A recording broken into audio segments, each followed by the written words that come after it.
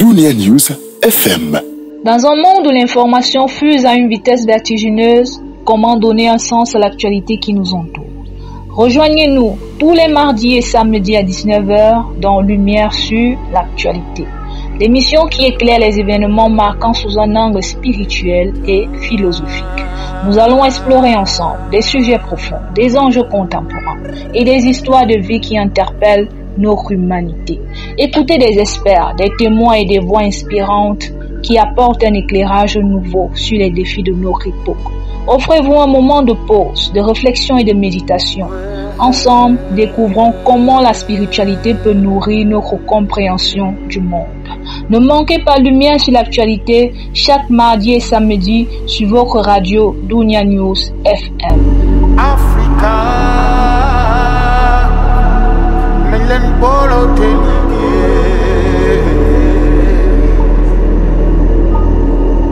Aujourd'hui, nous abordons un sujet tragique qui nous interpelle tous. L'histoire d'un jeune garçon au Cameroun qui a parié sa vie dans un acte désespéré. Avec moi sur le plateau, j'ai l'honneur d'accueillir l'homme de Dieu, Dou Georges. Merci d'être ici, homme de Dieu. Bonsoir à tous et bonsoir à vous, madame la présentatrice.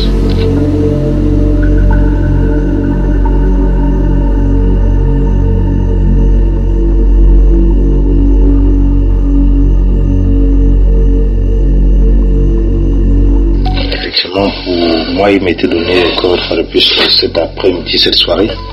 C'est un privilège, comme vous l'avez dit, parce que si nous pouvons déjà nous tenir là pour pouvoir présenter cette émission, c'est parce que nous sommes vivants. Si nous n'avons pas le souffle de vie, cela ne serait pas possible. Donc, je suis reconnaissant pour ce moment et j'espère que nous allons pouvoir apporter des éléments qui pourront permettre aux uns aux autres de pouvoir évoluer dans leur réflexion.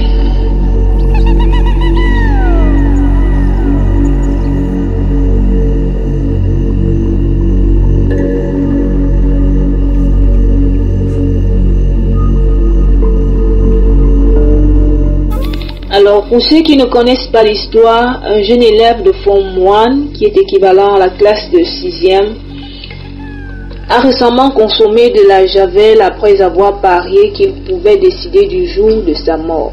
Ce geste désespéré a des conséquences graves et il est actuellement en soins intensifs. Homme de Dieu, comment interprétez-vous un tel acte de la part d'un si jeune garçon?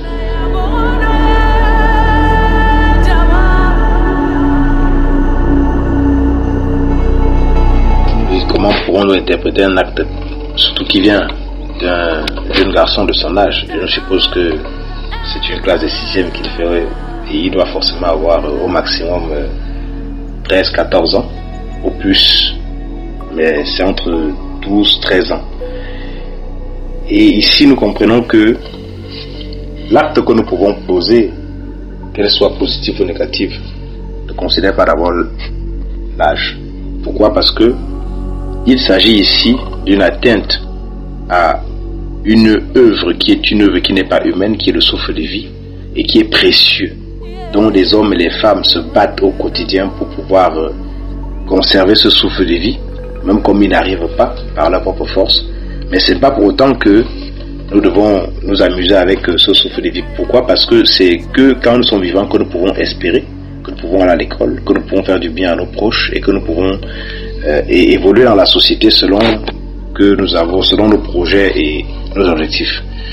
Ici, ce qui m'interpelle, c'est que l'acte que cet enfant, et je précise ici qu'il n'est pas seul, ils sont plusieurs. Ils sont deux. Je pense même qu'ils ne sont pas seulement deux, parce que quand on parle de pari, un pari prend acte quand il y a des témoins, n'est-ce pas? Il y a la partie de celui qui prend sur soi le pari et la partie de celui qui vont attester que le pari a été fait et qu'effectivement les clauses de ce pari ont été respectées. La preuve, ce jeune homme est allé juste après faire quoi? Boire du javel. Pour mettre effectivement en pratique et mettre à l'épreuve ses dires et son désir de pouvoir mettre, je dirais, en pari sa propre vie.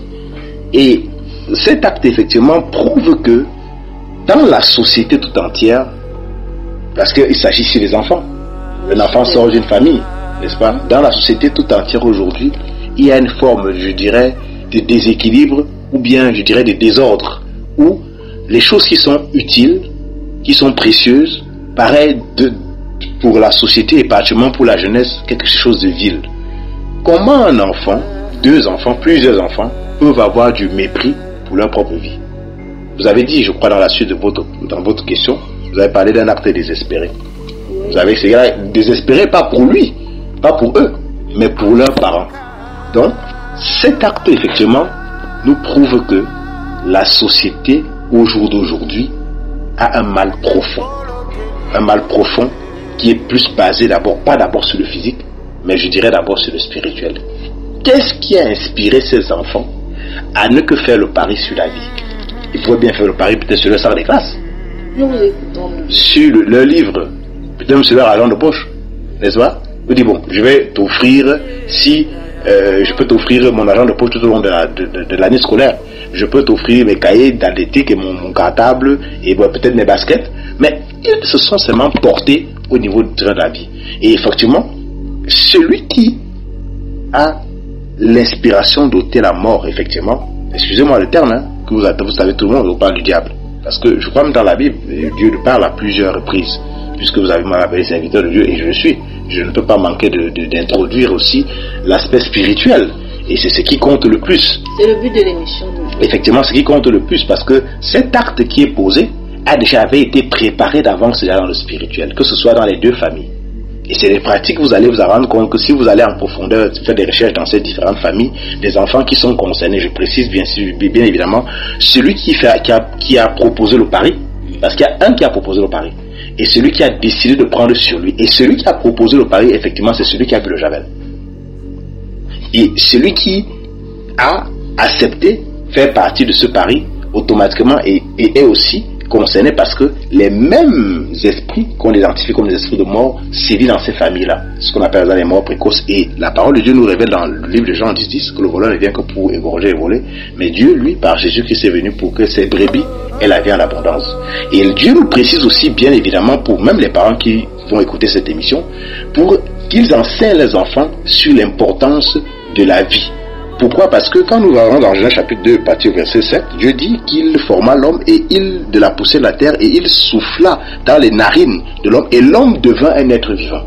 Ça veut dire que Dieu a pris un processus bien particulier, s'est investi pour que l'être humain que nous sommes deviennent des êtres vivants manifestant le souffle de vie.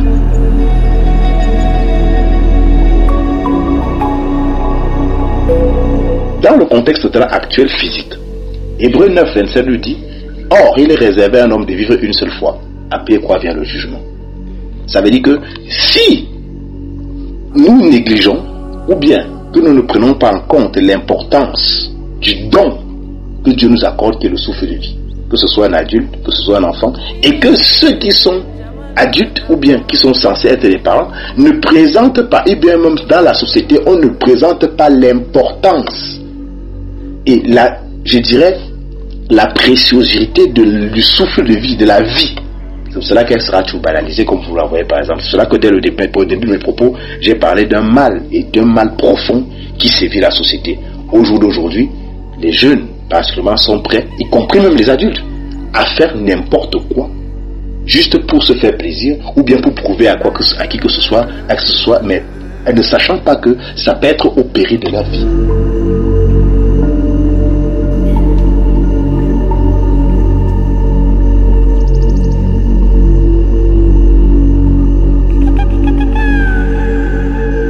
Si je vous comprends bien, homme de Dieu, ça dit que ce jeune homme, s'il mourait, il aurait été face au jugement. L'objectif, c'est cela. Parce que la vie, le souffle de vie ne vient pas de nous. C'est Dieu qui nous donne comme un don gratuit. Et nous devons, je dirais pas prendre soin, mais nous devons le valoriser. Que ce soit enfant, que ce soit adulte, que ce soit grands-parents, etc. La preuve, sinon les hôpitaux n'hésiteraient pas. N'est-ce pas? Sinon, tous des artifices qui sont mis dans le monde entier pour préserver la vie, pour entretenir la vie, pour se nourrir, pour manger, pour boire et tout ça ne sera pas agir. Et tout ce qu'on pourrait voir aujourd'hui, on ne pourrait pas essayer si parce que si on conduit une voiture, on s'habille, on fait ça, c'est parce que nous sommes vivants. Est-ce que vous avez vu un mort qui se lève pour aller par exemple à l'école? Comme ils sont là pour chercher un diplôme pour travailler plus tard. Parce que lui, en tant que jeunes, leur vie ne se résume pas à l'instant présent, ils ont un avenir. Puisqu'ils sont dans des familles. Ils viennent en fait sur la terre envoyés par Dieu ayant une mission. Une mission qui n'est pas une mission négative, mais une mission positive pour la famille. Maintenant, l'ennemi qui combat la vie, qui est le diable, il va pousser dans les plus grands retranchements des êtres humains, que ce soit jusqu'aux enfants, de banaliser l'élément qui pourrait les permettre de réaliser le destin pour lequel ils sont venus sur la terre.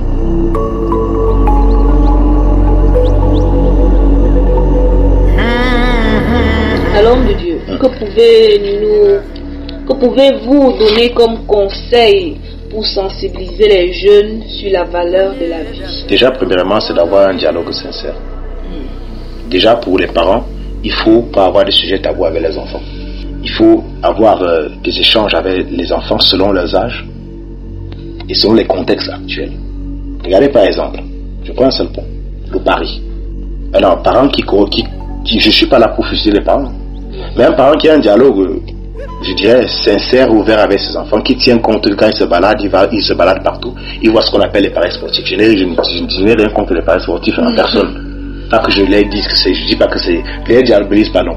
Mais le parent doit déjà prendre conscience que, attention, mon enfant, ce que tu vois partout là, les paris, il faut faire attention, on ne parie pas tout. Et le pari n'est pas forcément une bonne chose.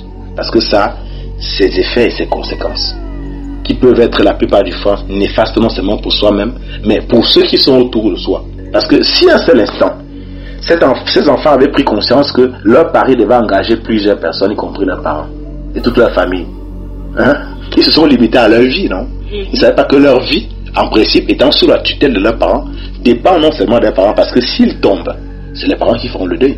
Souvenez-vous que Dieu, dans sa parole, dit qu'il n'est pas bon que c'est le parent qui enterre l'enfant, mais c'est l'enfant qui doit enterrer son parent. Souvenez-vous dans l'histoire de Joseph. Le père de Joseph a été affligé lorsqu'il a appris que son fils, l'un de ses fils qu'il aimait plus, était dévoré par les bêtes. Au point où le reste d'une partie de sa vie était mandaté dans l'amertume. Mais lorsqu'il a retrouvé ce fils, il a dit, son âme a repris goût à la vie. N'est-ce pas? Et la parole de Dieu révèle que c'est Joseph et ses frères qui ont accompagné leurs parents, leur père, dans une bonne demeure dans la vieillesse, étant heureux. Où à un moment donné même, il est écrit qu'il a désiré mourir. Il dit maintenant il dit à Dieu, maintenant je peux mourir. Parce que j'ai vu ma descendance et mes petits-fils. C'est écrit. C'est dans Genèse chapitre 39, 40, etc. Il appelle, il dit maintenant je peux mourir. Regardez même aussi dans le livre de Genèse, lorsque même Jacob, il parle de ses enfants. Pendant la vie, il appelle ses enfants.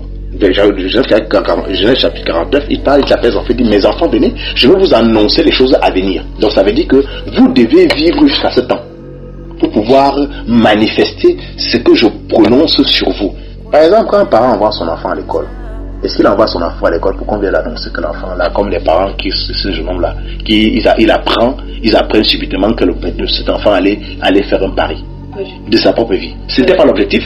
Mais maintenant, ils ont leur part de responsabilité dans ce qui se produit. Parce qu'ils devraient veiller sur leur enfant, à enseigner. C'est pour cela que Dieu, et c'est ce point que je pense que pour ne pas monopoliser la parole, Dieu nous dit, mon peuple périt faute de connaissance. Nous devons rechercher la connaissance qui nous amène donc maintenant à avoir ce qu'on appelle la sagesse et être éveillé, de pouvoir avoir la capacité de transmettre des informations qui vont permettre ou d'échanger ces informations qui se passent dans le monde entier pour permettre non seulement à notre progéniture, y compris à nous-mêmes, de pouvoir connaître quelles sont nos limites. Quelle est la limite à ne pas franchir pour éviter de ne pas être une occasion de chute, que ce soit pour nous-mêmes, pour la société et pour cette belle nation, parce que la jeunesse est le fer de lance de la nation.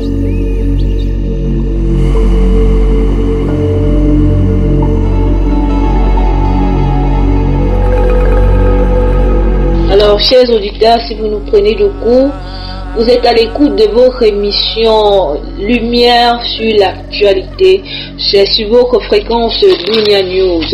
Alors nous continuons avec l'homme d'église qui est notre invité ce jour. Homme de Dieu, dans la tradition spirituelle, la vie est souvent perçue comme un don. Dites-nous, est-ce qu'un être humain a le droit de décider de quand il va mourir ou pas?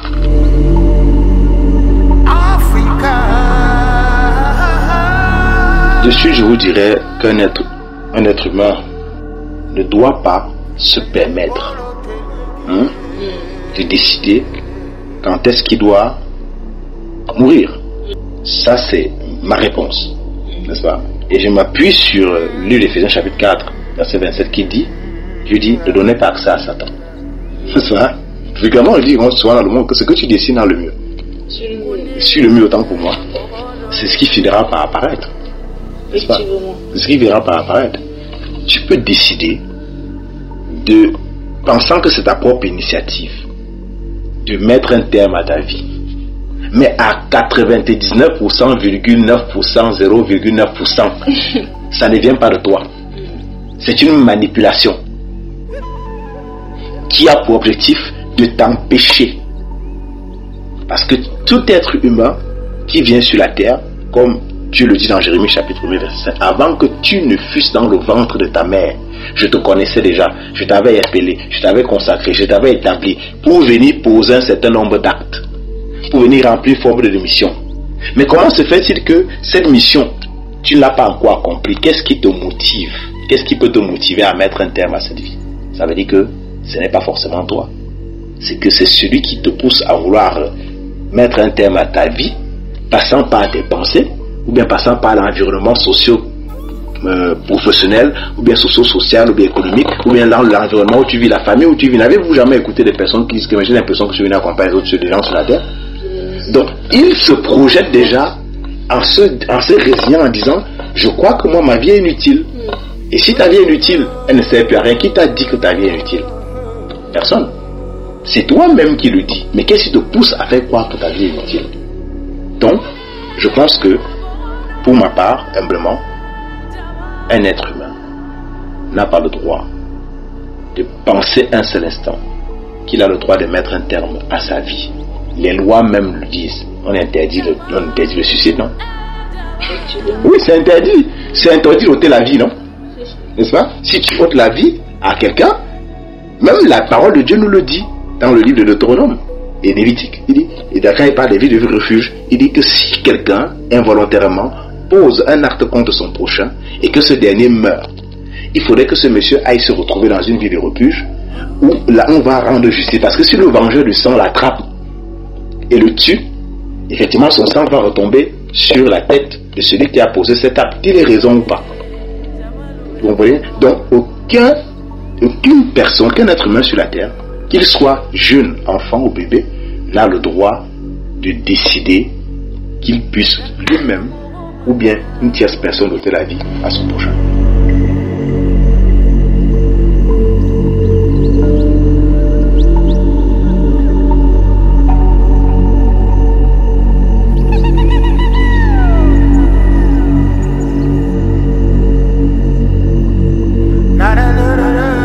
Alors, pour sortir de cette émission Homme de Dieu, quel est votre mot de fin pour nos auditeurs qui vous écoutent? Mon mot de fin est simplement ce conseil par expérience moi-même que j'ai fait. Pour pouvoir d'abord apprécier ce que c'est que la vie, il faut se retourner vers celui qui nous accorde le souffle de vie, pour qu'il nous explique ce que c'est que le souffle de vie et que c'est que la vie. Et ce qu'on peut en faire avec. Et qu'est-ce qu'il a prévu, pourquoi il nous accorde ce souffle de vie. Parce que ce n'est pas gratuit. C'est vrai qu'il nous dit qu'il nous donne par le don.